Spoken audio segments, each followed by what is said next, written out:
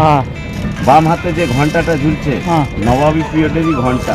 এই ঘন্টাটা দুটো কাজে ব্যবহার করা হতো। এক হচ্ছে টাইমিং জানানোর জন্য, হ্যাঁ। দুই হচ্ছে সেনাদেরকে সচেতন করতে, যুদ্ধতে বেরাতে হবে তার জন্য। আচ্ছা এই ঘন্টাটা বাজালেই তারা জানতে পারবেন যে আমাদেরকে বেরাতে হবে। এই গেটটার নাম হচ্ছে দক্ষিণ গেট। এর দ্বিতীয় নাম হচ্ছে নহবতখানা গেট, হাজারদুয়ারির দ্বিতীয় নম্বর গেট। সেটা হ্যাঁ, 2 নম্বর গেট এটা।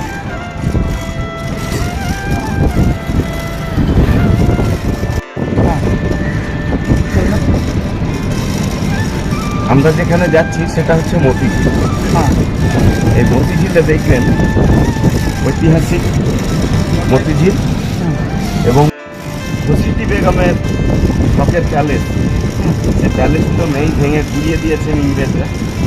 এখন সেখানে পার্ক হয়ে গেছে এবং সন্ধ্যেবেলায় যে 5:30 থেকে 6টা পর্যন্ত, 6টা থেকে 7টা পর্যন্ত একটা লাইট অ্যান্ড সাউন্ড হয়, তো সেটা এখন দিনের বেলায় সম্ভব নয়, এটা রাত্রেই হয় এখন।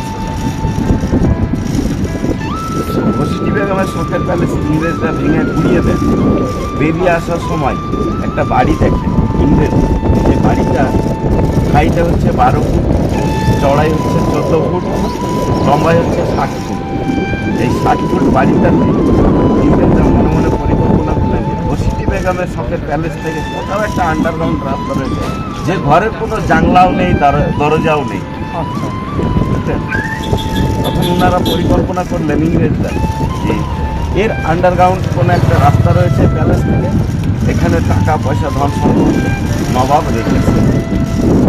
তখন কী করলেন, ঘসিটি বেগমের প্যালেস থেকে ভেঙে এসে কামানটা ফিট করলেন মসজিদের সামনে।